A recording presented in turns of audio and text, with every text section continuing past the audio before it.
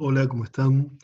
Le damos la bienvenida a esta nueva aparición virtual debido a la situación del COVID-19.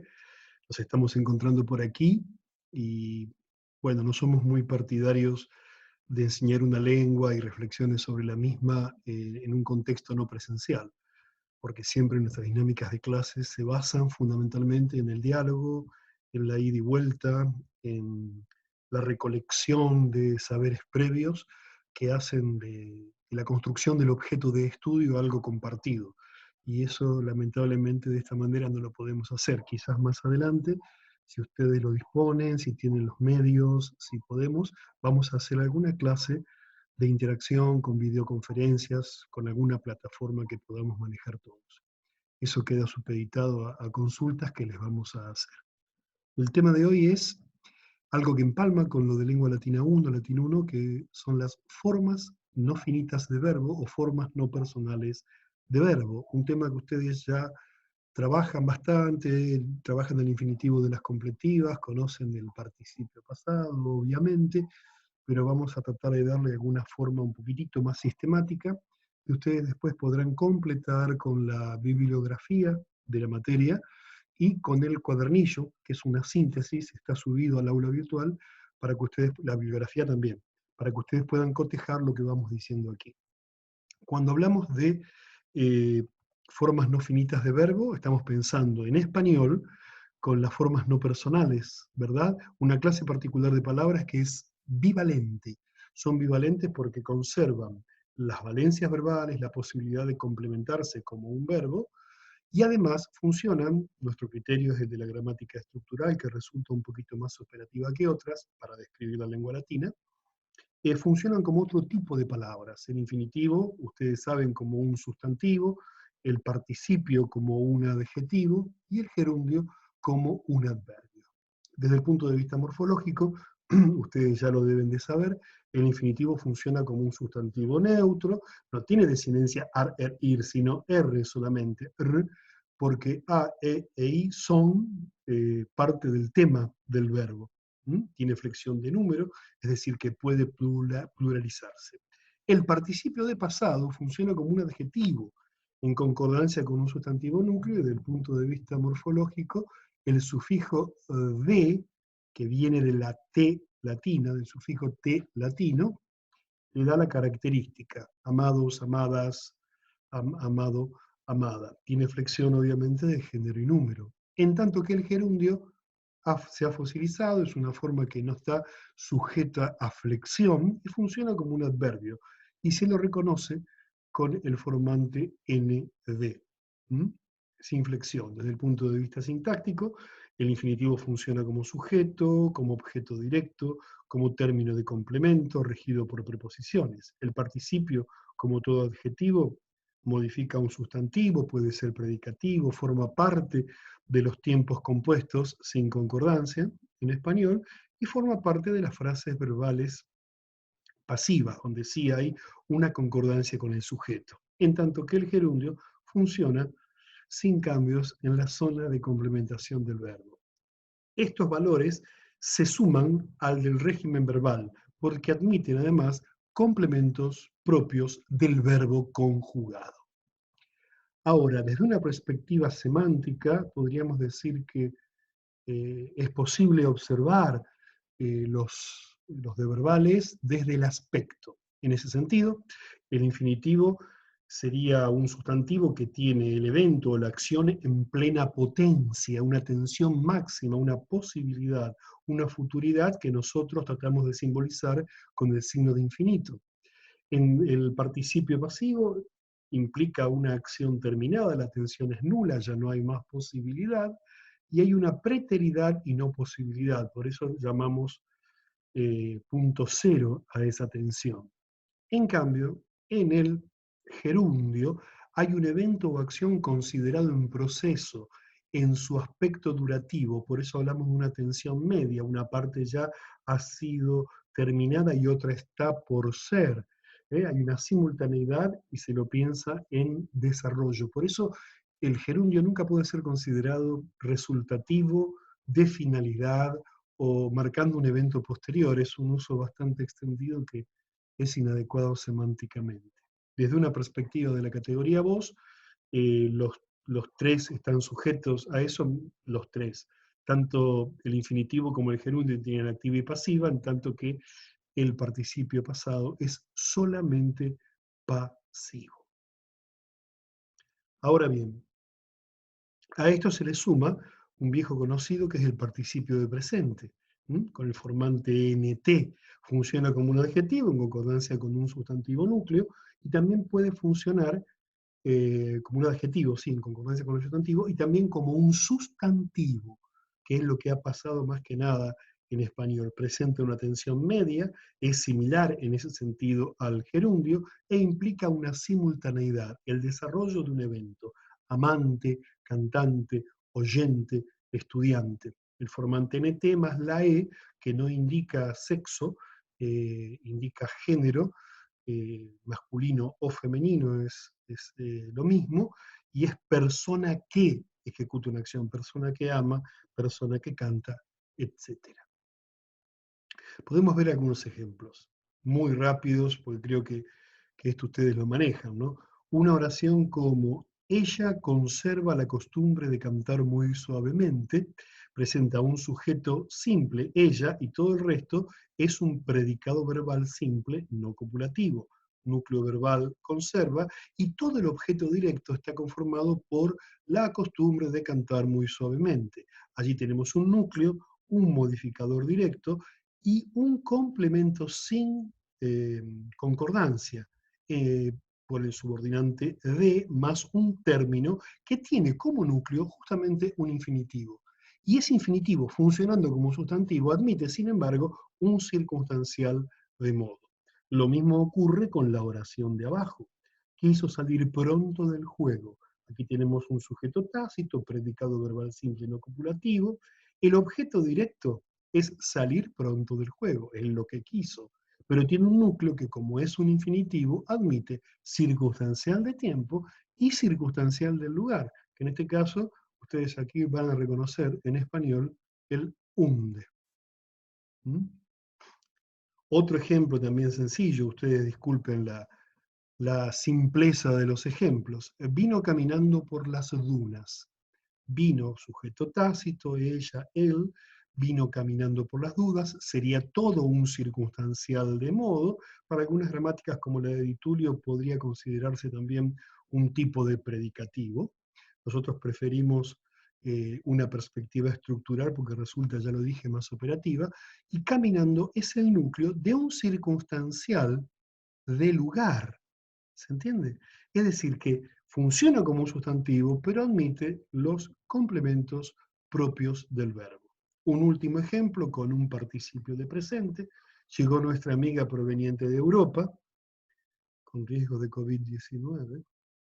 El sujeto es nuestra amiga, que es un sujeto simple, con núcleo y modificador. Llegó es el núcleo del predicado. Y proveniente de Europa es un predicativo subjetivo no obligatorio. Y fíjense que proveniente, del verbo provenir, admite también un unde, y en este caso un circunstancial de lugar. Ahora, ¿qué ocurre en latín? En latín se complica un poco la cosa, pero no tanto como a veces se supone. Tenemos tres participios: el participio de presente, el participio de pasado y el de futuro. ¿Qué pasa aquí? La estructura es tema de presente, más formante nt, más desinencia de la tercera, porque sería tema en consonante. Por eso, amant, amans, amantis, contención media y durativo, el, la que ama, amante o amando. La voz pasiva es amandus aum. El pasado, que es el más frecuente, es un adjetivo siempre pasivo, y la estructura es tema de presente, sufijo de participio te, más desinencia us aum, amatus aum, amada, amado. Participa de las frases verbales con el verbo sum, por ejemplo, en la perfecta de la voz pasiva, amati sunt, fueron amados. El participio de futuro está formado con el tema de presente, más sufijo de participio te, más sufijo de futuro ur, más desinencia us, a, y es incoativo, estar a punto de, tener la intención de, estar destinado a. amaturus aum, él o la que ha de amar. Pero no se preocupen porque generalmente no aparece con esa traducción, sino que siempre está implicando algún grado de futuridad que el contexto lo va a determinar. Y forma, a su vez, el infinitivo de futuro. Amaturum, ese.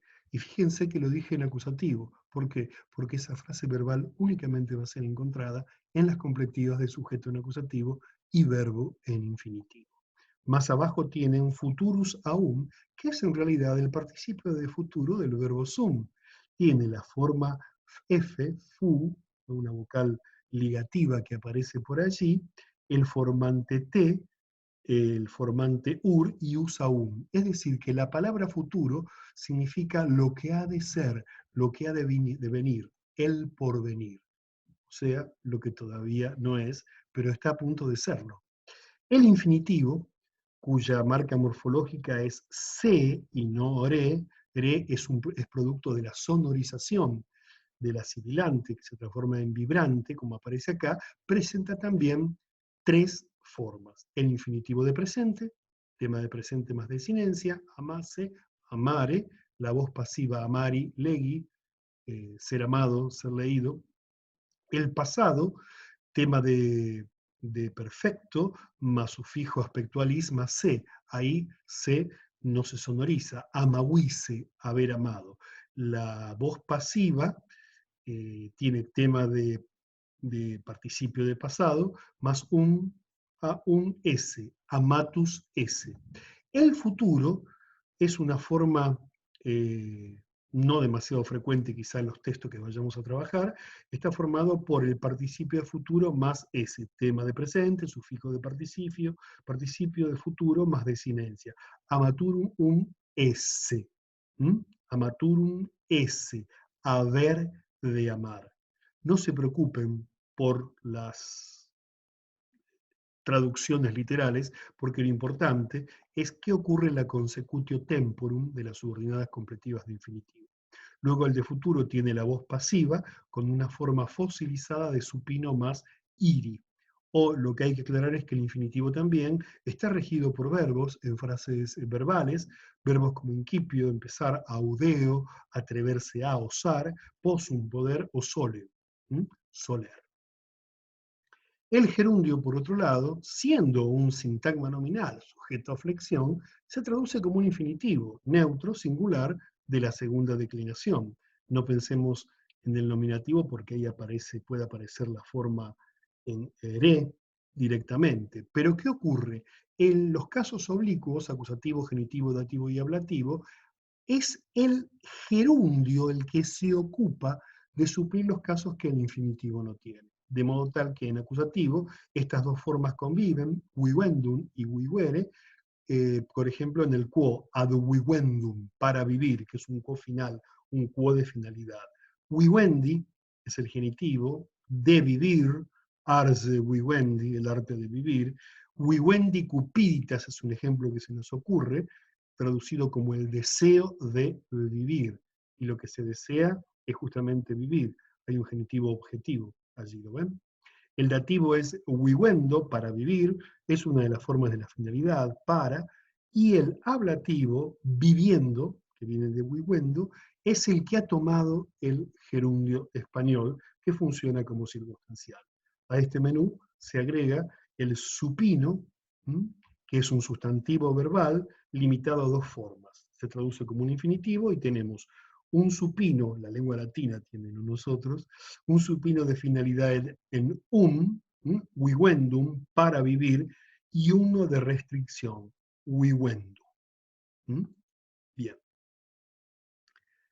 Es un cuadro el que podemos presentar aquí, que ustedes pondrán la pausa y lo podrán ver bien, o directamente pueden ir al cuadernillo de las dos materias para poder visualizarlo.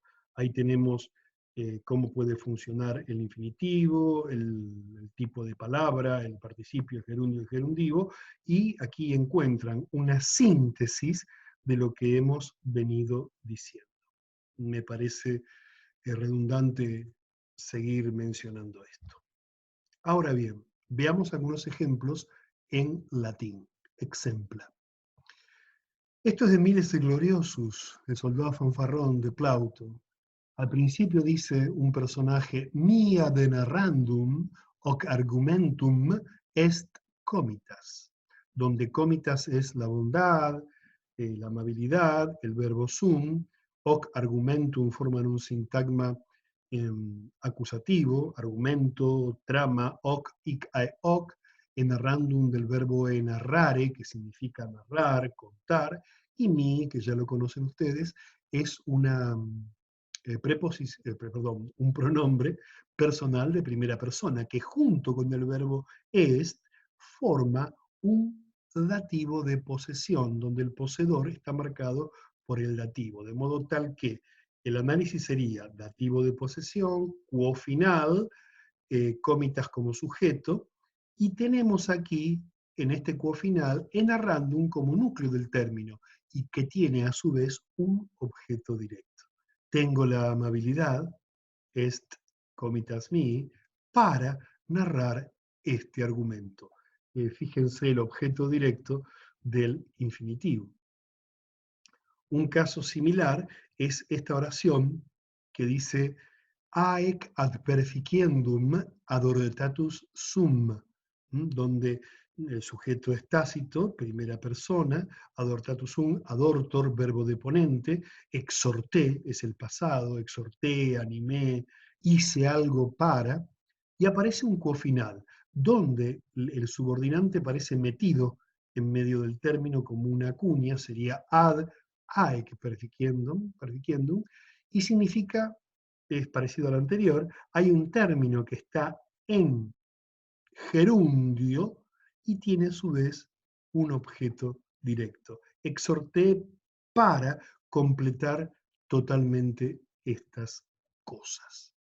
Pero ahora vamos a una situación que quizá traiga alguna complicación. Tenemos aquí algo que es muy frecuente en los integrantes de esta cátedra, ¿no? El ejercicio de decir mentiras.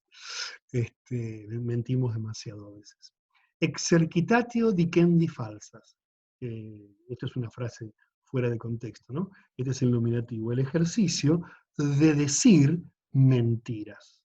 Exercitatio onis, dico y falsa ae, mentira. Ahora, esta forma en la que el gerundio es núcleo y presenta su objeto directo, suele aparecer en latín construida con gerundivo, que además de formar parte de las frases verbales de obligación, aparecen en construcciones alternativas al gerundio. El ejercicio dicendarum falsarum, es decir, dicendarum, dicendo se transforma, es un gerundio que empieza a concordar, por lo tanto es un gerundivo, deja de ser gerundio. Y falsarum es el núcleo. Queda la estructura de otra manera, con un modificador y un núcleo, y desde un punto de vista literal, el asterisco significa gramatical, el ejercicio de mentiras decibles, cosa que en español no se puede decir, ¿no? Estaríamos diciendo mentiras. Por eso hay que traducirlo de la misma manera. El ejercicio de decir mentiras. Y llegamos a un ejemplo que va a ser el último, prometo no torturarles más, que es de Cicerón, y lo usamos siempre a modo de paradigma. Es una carta, su hermano Quintio, y Cicerón le dice a su hermano, eum flens flentem prosequentem proficiscens dimiseras. Dimiseras es el verbo. Dimiseras, habías despedido. Alguien despide a alguien. ¿Dónde hay aquí un acusativo que pueda funcionar como objeto eum de is e aid? ¿Y qué pasa después? Tenemos flens, formante ns, flentem, formante nt, prosequentem, formante nt y proficiscens ns. Esto está en nominativo, no le queda otra que ser un predicativo. Flens es también un nominativo, no le queda otra que ser predicativo subjetivo no obligatorio. Tenemos uno por acá y otro por acá. Pero luego, casi en una construcción especular, tenemos flenten del verbo fleo, llorar, y prosequenten del verbo caminar, marchar, desplazarse. prosequor, es deponente, igual que proficiscor, ¿no? Que concuerdan con el objeto y se comportan como predicativos objetivos los dos. Es decir, que aquí lo que vemos es a alguien que es despedido, ¿m? Y ese alguien frente está en el acto, en la circunstancia de llorar, y al mismo tiempo va acompañando, pero el sujeto, que aparece aquí por el nominativo, también llora, y también está por ahí caminando, prosecuor es acompañado. Entonces, esta sería la interpretación sintáctica, pero ¿cómo lo traducimos? Ahí aparece un problema y ahí es donde tenemos que recurrir a las variantes entre una lengua de origen y otra de destino y adecuarnos a eso. Si lo queremos traducir de manera literal, diríamos, lo habías despedido llorante, llorante, acompañante, marchante o caminante, lo que resulta casi ridículo, ¿verdad? Lo que hay que hacer es tratar de llevar al español todo este juego tan interesante de simultaneidad. Podríamos decir, por ejemplo, lo habías despedido llorando los dos al que te acompañaba mientras te marchabas. O mientras compartías el llanto lo habías despedido caminando juntos. Al tiempo que caminabas a su lado, lo habías despedido compartiendo el llanto. Llorando ambos lo habías despedido mientras te acompañaba al marcharte. Y ustedes si quieren pueden seguir practicando y viendo qué perífrasis puede hacerse cargo de lo que en latín se dice de manera tan, pero tan sintética. ¿Por qué este ejemplo último? Porque nos interesa sobremanera que ustedes no trabajen en sentido de traducir palabra por palabra, sino que establezcan en el contexto las hipótesis lógicas y vayan trazando conjeturas para ver cuál es la que se está adecuando mejor o más razonable y fundamentadamente a las circunstancias sintácticas y por ende también al contexto.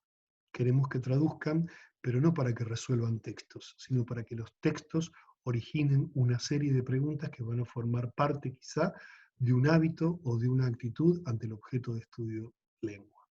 Todo lo que hemos visto hasta aquí, ustedes lo pueden apreciar en la bibliografía que está subida al aula virtual y sintetizado en el cuadernillo de la materia donde aparece también toda la bibliografía. Las dudas que puedan tener acerca de lo que hemos visto hoy las pueden dilucidar, las pueden verter en el chat del próximo martes, si quieren conmigo o en el de cualquiera de mis compañeros. Nosotros preferimos que las consultas de teóricos se hagan a los profesores que dictan los teóricos y las consultas de práctico a las profesoras de prácticos. Así que bueno, les espero en una próxima versión de este canal de televisión improvisado que el COVID-19 nos ha legado. Que tengan un buen día, una buena semana y hasta la próxima.